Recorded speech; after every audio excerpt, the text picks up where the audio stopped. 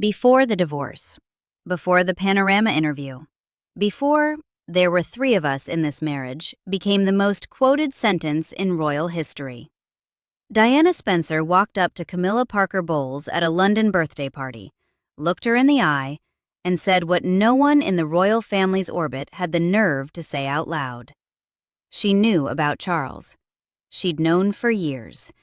And she told Camilla so, directly, to her face. Camilla's response, one sentence, captured in Diana's own words on the Morton tapes, didn't just confirm the affair. It dismissed Diana's entire right to be hurt by it. And the devastating part? Diana had suspected the truth since before the wedding. Since before the balcony kiss that 750 million people watched. Since before any of it. This isn't the story you've been told. The version most people know, naive young bride blindsided by her husband's infidelity, is simpler, cleaner, easier to process. But it's wrong. Diana wasn't blindsided. She walked into that marriage with her eyes cracked open, carrying a dread she couldn't name and evidence she couldn't ignore, at 20 years old, in front of the entire world. That changes everything about how this story should be understood, and it starts with the tapes. In early 1991, Diana made a decision that was, by the standards of the British monarchy, an act of war. She agreed to collaborate secretly with journalist Andrew Morton on what would become the most explosive royal biography ever published. But she couldn't be seen with him, couldn't be caught on record, couldn't leave a trail that might wind its way back to the palace. So she used an intermediary, Dr. James Colthurst, an old friend from her pre-royal life, someone she trusted completely. The system they devised was elegant in its simplicity. Morton would write out questions, detailed and probing, and Colthurst would carry them to Kensington Palace. Diana would sit alone in a room with a tape recorder and speak her answers. No filter, no publicist, no script. Just her voice and the truth she'd been swallowing for a decade. The finished cassettes went back to Colthurst, who delivered them to Morton. Diana and Morton never met face to face during the entire recording process. Think about that for a second. She was telling the most intimate details of her life, her marriage, her pain, her husband's betrayal, to a microphone in an empty room, trusting that the words would reach the right person and be used the right way. When the resulting book, Diana, Her True Story, hit shelves in June 1992, it detonated. The palace denied Diana's involvement. Morton publicly maintained the fiction that his sources were Diana's friends and associates, people who knew her well enough to speak on her behalf. Nobody admitted the truth. It wasn't until after Diana's death in August 1997 that the full story came out, and the tapes were acknowledged as the book's backbone. Morton released an updated edition, Diana, Her True Story, in her own words, with direct transcriptions from the recordings themselves. These aren't tabloid rumors. They aren't secondhand gossip filtered through unnamed palace sources with axes to grind. They are Diana Spencer, Princess of Wales, alone with a microphone, telling her story because she believed no one else ever would. She wasn't performing for cameras. She wasn't crafting sound bites for the evening news. She was confessing, halting, sometimes rambling, circling back to painful moments, laughing bitterly at things that still stung years later. And when she described her interactions with Camilla Parker Bowles, the recordings captured something raw, not just words. The weight of grief carried so long, it had calcified into something she wore like a second skeleton. So here's what actually happened before the wedding. And it didn't start with a confrontation. It started with a lunch. Before the engagement was even publicly announced in February 1981, Camilla and Diana had lunch. On the surface, it looked like a friendly gesture, the older, more experienced woman welcoming the young newcomer into Charles's social world. Camilla had been part of that world for years, She'd dated Charles in the early 1970s before marrying cavalry officer Andrew Parker Bowles in 1973, and she'd remained close to the prince throughout her marriage. Close enough that her presence was simply assumed at his events, his weekends, his life. Diana was 19, a kindergarten teaching assistant living in a flat in Coleherne Court with 3 girlfriends. She had no experience of the world Camilla inhabited: the country house weekends, the hunting parties, the coded social rituals of the British upper class, where everyone knew everyone's secrets and absolutely no one spoke them aloud. At the lunch, Camilla was warm, chatty, interested. She asked Diana questions that seemed perfectly casual, the kind of thing you'd ask anyone joining your circle. But one question stuck with Diana for years, lodging in her memory like a splinter she couldn't pull out. "You're not going to hunt, are you?" Camilla wanted to know if Diana planned to ride to hounds at Highgrove, the Gloucestershire estate Charles had recently purchased. Diana said no, she wasn't a hunter. And something shifted. Not visibly, not dramatically, nothing you could point to if you'd been sitting at the next table. But something moved beneath the surface of that conversation, and Diana felt it, even if she couldn't name it yet. Years later, recounting this moment on the Morton tapes, Diana described the lunch as tricky, a word that, in the restrained vocabulary of the British upper class, carries far more weight than it seems. Because Diana came to understand, with the clarity that only time and betrayal can provide, what that question really meant. Hunting was Camilla's territory. It was her primary route to time with Charles, the long country weekends, the social rituals, the easy intimacy of a shared passion that Diana would never intrude upon. By establishing that Diana wouldn't hunt, Camilla was mapping out the spaces she would continue to occupy in Charles's life after the wedding. She wasn't drawing a boundary around herself. She was drawing a boundary around her access to the groom. And she was doing it over a friendly lunch, with a smile, to a teenager who didn't yet understand the rules of the game she'd been drafted into. Diana was 19. She didn't have the language for what she was sensing, but she felt it. A prickle of unease. A recognition that this warm, friendly woman was not simply being welcoming, but was conducting a kind of reconnaissance, a survey of the incoming wife's weaknesses and blind spots. Diana walked away from that lunch table carrying a quiet dread that would never fully lift. Not in the months before the wedding, not in the years of marriage that followed, not ever. And then came the bracelet. 2 weeks before the July 29th wedding, Diana discovered that Charles had commissioned a gold chain bracelet.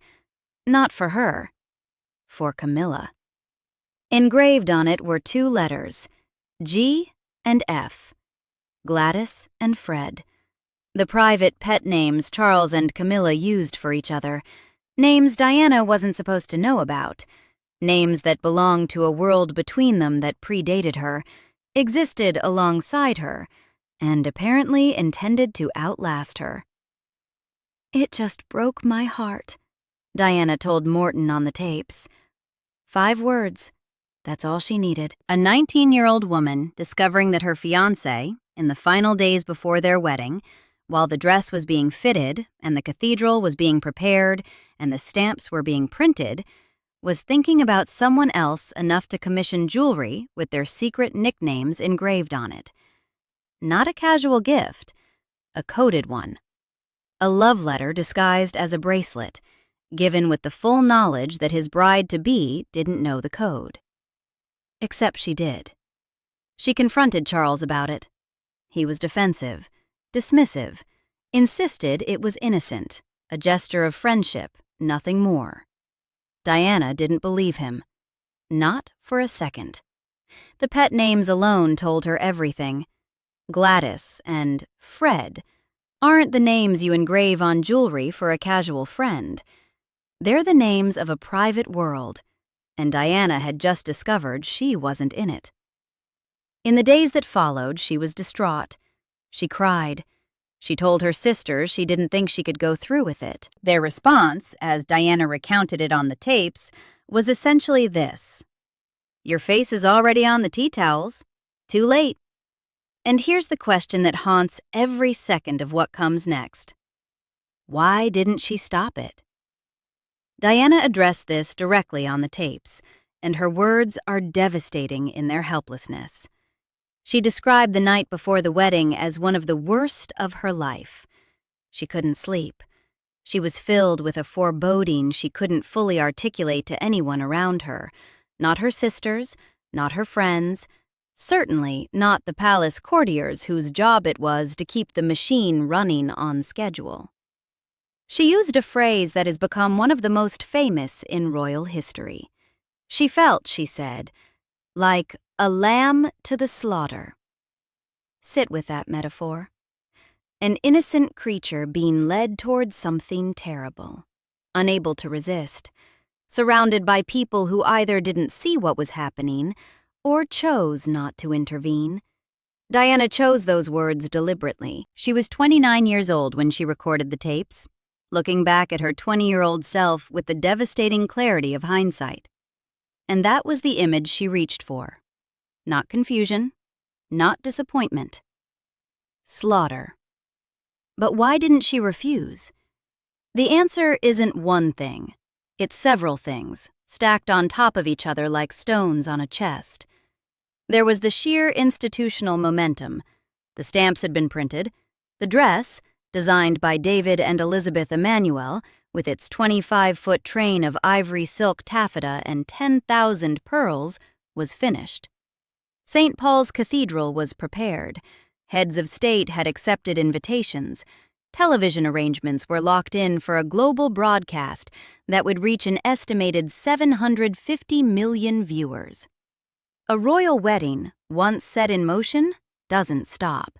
Not for private misery, not for a teenage bride's tears, not for a bracelet with someone else's initials on it. Diana told Morton she felt it was simply too late. The wedding had become something larger than her feelings, larger than the truth she was carrying. It had become an event, and events don't care what the people inside them feel. She was 20 years old on the day of the ceremony. Her birthday had been 3 weeks earlier, on July 1st. The youngest bride to marry an heir to the throne in centuries. She had no independent power base, no career to return to, no public platform from which to speak her mind. Everyone around her, her family, the palace courtiers, the queen's household, was invested in this wedding going forward.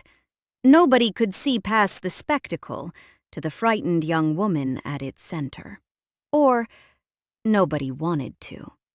There's a difference between those two things, and it matters. And we'll never know which one it was. But there was something else driving her too. Something worse than pressure, worse than duty, worse than the weight of 750 million pairs of eyes. Hope. Diana didn't describe herself on those tapes as someone who had fully surrendered before the wedding.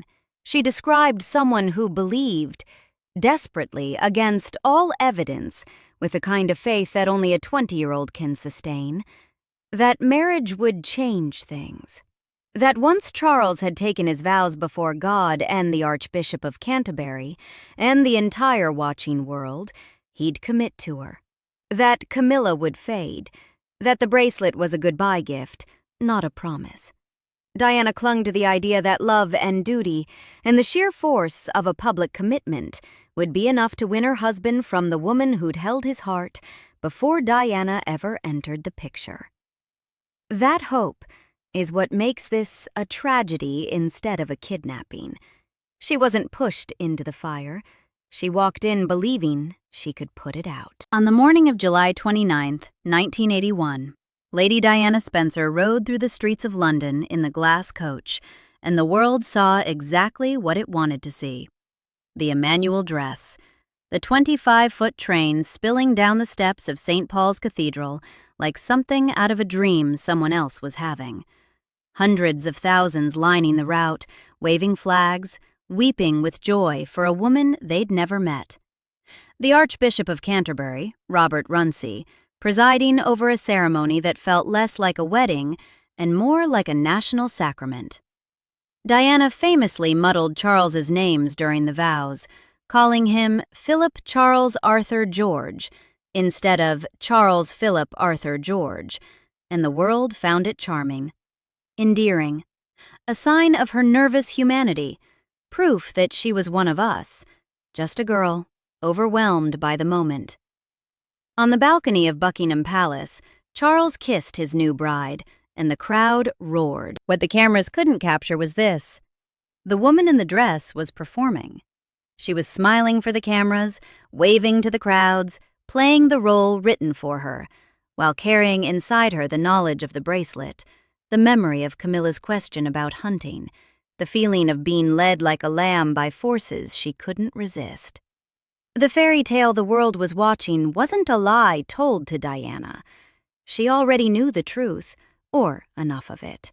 The fairy tale was a lie Diana helped tell, standing in the most famous dress in the world, in one of the most watched broadcasts in human history, holding a secret that would define the rest of her life.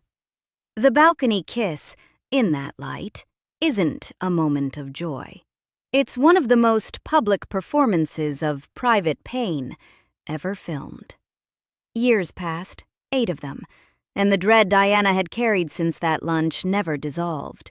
It hardened. William was born in June 1982, Harry in September 1984, and Diana threw herself into motherhood with a ferocity that was genuine and total. Her boys were the one part of the marriage that never disappointed her, the one thing that was wholly and unmistakably real. She was devoted in a way that broke royal convention. Her sons were hers. But the shadow of Camilla never lifted. Phone calls continued, meetings happened. The hunting weekends that Camilla had staked out over that lunch table in 1981 carried on exactly as she'd planned. Diana described on the tapes a growing awareness, not a single revelation, but a slow, grinding confirmation that Charles's connection to Camilla hadn't ended with the wedding. It had simply gone underground.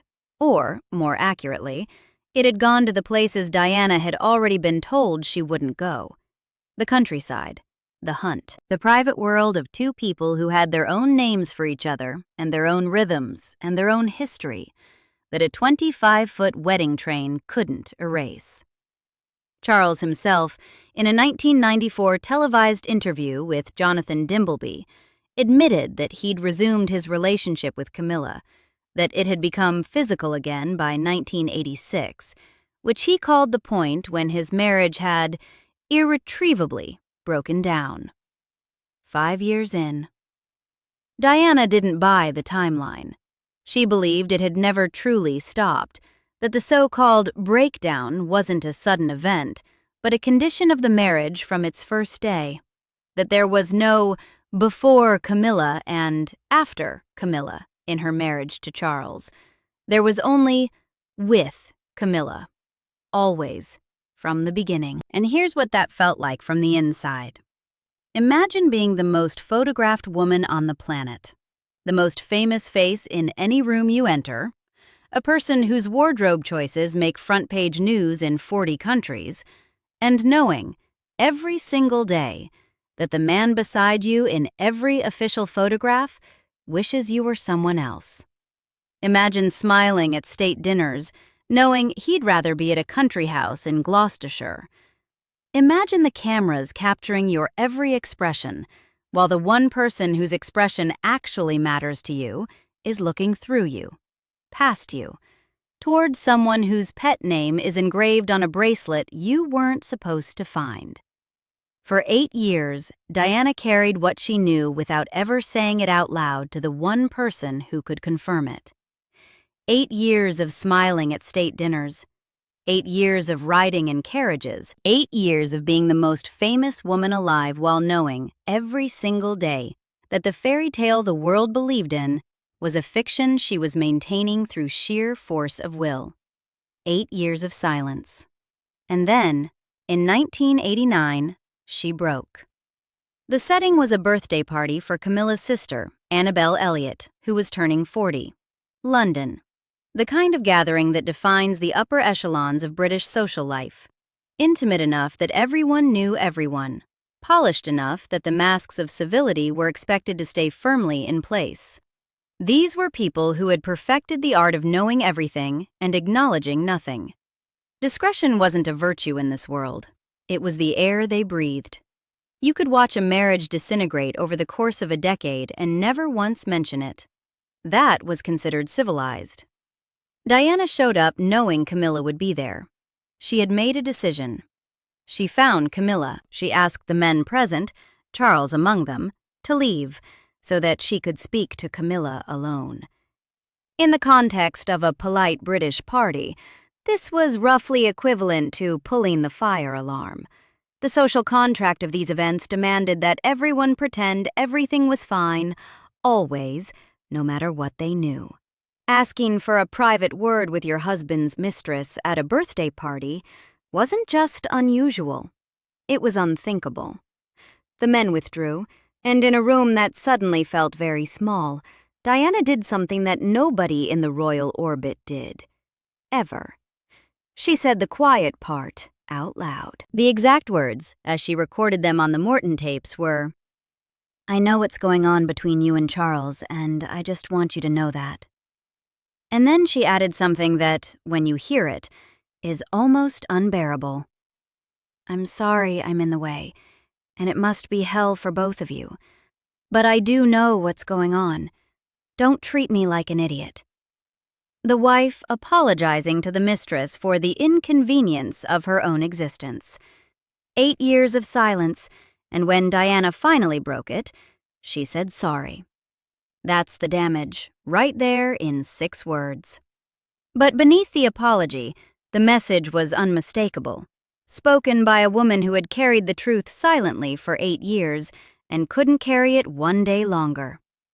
And Camilla's response, the one Diana recorded on those tapes, the one she replayed in her memory again and again for years afterward, was not anger, not denial, not shame or embarrassment, or even surprise. It was dismissal. On the Morton tapes, Diana described how Camilla responded to her confrontation with a kind of cool, almost clinical redirect. "You've got everything you ever wanted," Camilla told her. "You've got all the men in the world fall in love with you, and you've got 2 beautiful children. What more do you want?" Read that again, slowly. Diana had just told this woman, to her face, in public, after 8 years of silence, that she knew about the affair. And Camilla's response wasn't, "I'm sorry." It wasn't, "It's over." It wasn't even, "You're wrong." It was, "What are you complaining about? You have the title, you have the public adoration, you have the children. What more could you possibly want?" Diana's answer, as she told Morton, was 4 words. "I want my husband." The silence that followed must have been extraordinary, because in that exchange, those 2 sentences, that question and that answer, everything Diana had feared since she was 19 was confirmed. Not by evidence, not by a bracelet or a phone call or a question about hunting. By the woman herself. Camilla didn't deny the affair.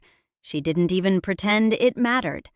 She simply reframed the entire marriage as a transaction in which Diana had gotten the better deal, and implied that wanting her own husband's fidelity on top of everything else was, frankly, greedy. That's the chill.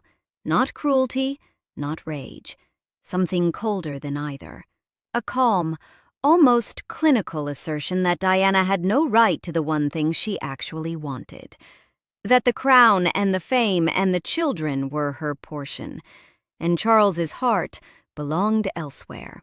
And everyone, Diana included, should simply accept the arrangement and move on. Nobody talked about these things. That was the code. You could know everything and say nothing, and that was considered civilized. Diana, by speaking plainly, had committed the one unforgivable sin of the British upper class. She had made it real by saying it out loud. And here's what matters about the aftermath. After years of suspicion, years of being gaslit and dismissed and told she was imagining things, Diana had walked up to the source and gotten her answer. Not the answer she wanted, but an answer. The torture of uncertainty was over. What replaced it was a different kind of pain. Cleaner, sharper, but at least honest. She finally knew, with certainty, what she was dealing with. No more hoping, no more pretending. The truth had been spoken out loud, and nobody could put it back in the box. That confrontation cracked something open in Diana that couldn't be sealed back shut. She'd spent 8 years playing by the rules, staying silent, performing the fairy tale, hoping things would change. And in one evening, she'd learned that the rules only existed to protect the people who were hurting her. Camilla wasn't ashamed. The institution that surrounded them both treated Diana's pain as an inconvenience, a breach of protocol, a social problem to be managed rather than a human being to be heard. So Diana stopped playing by the rules. 2 years after that confrontation, she was sitting alone in Kensington Palace with a tape recorder, answering Andrew Morton's questions about her marriage. The same recordings we've been quoting throughout this entire story. That's not a coincidence. The woman who spoke into that microphone in 1991 was a different person from the one who'd sat through that tricky lunch in 1981, or cried over a bracelet in the weeks before her wedding. She was someone who had confronted the truth face to face, been dismissed for it, and decided that if the people around her wouldn't listen, she'd find someone who would. The Morton tapes exist because of that night at Annabelle Elliott's birthday party. The confrontation didn't just confirm the affair. It gave Diana permission to stop protecting the people who'd never protected her. When Morton's book landed in June 1992, the palace scrambled. Denials were issued. Diana's involvement was strenuously disavowed. But the damage was done. The fairy tale had been punctured from the inside, and everyone knew it. And then came November 20th, 1995. Diana sat down with BBC journalist Martin Bashir for her Panorama interview and delivered a sentence that has become the defining quote of her public life. There were 3 of us in this marriage, so it was a bit crowded. 14 words. Calm, almost wry. No tears, no shouting, no melodrama. Just a woman stating what she'd known since a lunch in 1981 and confirmed face-to-face in 1989, now saying it to an audience of millions with the same directness she'd used in that small room at Annabelle Elliott's party. The nation heard it and was stunned. Diana had been living with that truth for 14 years. She'd tried saying it privately and been dismissed by Camilla, managed by courtiers. So she said it on national television instead. The fairy tale that Diana had helped construct at 20, the one she'd walked into knowing it was built on sand, was officially, publicly, irreversibly over. Now, here's where the story turns from painful to something that sits with you for days. Go back to 1981. Go back to the glass coach and the Emmanuel dress and the balcony kiss. Go back to a 20-year-old woman who felt like a lamb to the slaughter, but walked down the aisle anyway.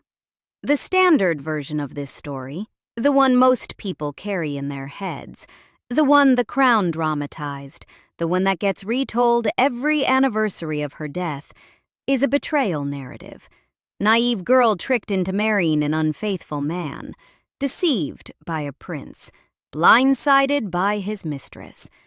It's a clean story with clear villains and a clear victim, and it's satisfying in the way that simple stories always are. But that's not what happened.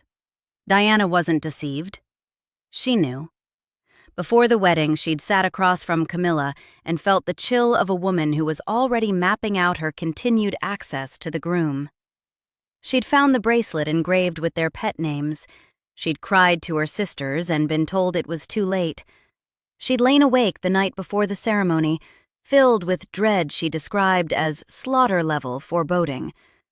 And she put on the dress and walked into St. Paul's Cathedral anyway, past the cameras and the cheering crowds and the Archbishop of Canterbury, and she said "I do" to a man whose heart she already suspected she'd never fully have.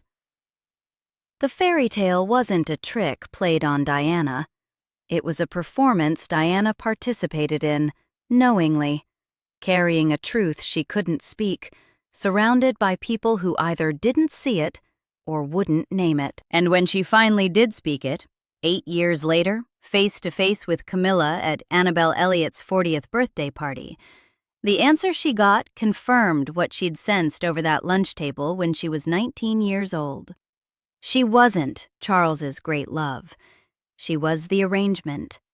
And the arrangement didn't include his heart. That's not a betrayal story. A betrayal requires ignorance. You have to not know in order to be betrayed. Diana didn't have ignorance. She had hope, which is worse, because hope is something you do to yourself. She was 20 years old. She married the heir to the British throne, knowing on some level she couldn't fully articulate, but felt in her bones that his heart belonged to someone else. She did it because the machine was already moving, because her face was on the tea towels, because she was 19 when the engagement started, and the world doesn't pause for a teenager's tears. And she did it because she believed. Against the bracelet, against the lunch, against every signal her gut was screaming at her, that she could change him, that love would be enough, that the fairy tale could become real if she just committed to it hard enough. She couldn't. It wasn't. It didn't. 1 billion people watched the fairy tale. One woman knew it wasn't real. She was the one wearing the dress. And Camilla's response, years later, "You've got everything you ever wanted. What more do you want?" wasn't just a dismissal. It was a thesis statement for the entire arrangement. Diana was supposed to accept the crown, the fame, the public worship, and ask no further questions about the man who came with it. She was supposed to play her role and be grateful. The fact that she wanted something as simple and human as her husband's love, that was the part Camilla found unreasonable. One sentence. That's all it took. Diana gave us both versions of this story, the public fairy tale and the private reality. The world saw the dress, the coach, the kiss. Diana lived the lunch, the bracelet, the confrontation, and the chilling sentence that told her everything she'd already known. The difference between deception and sacrifice is the difference between a scandal and a tragedy. Diana's life was called a scandal for decades. It was always a tragedy. She walked into the fire at 20. She carried the burns for the rest of her life, and she never once pretended she didn't know it was coming. Subscribe for more stories like this one.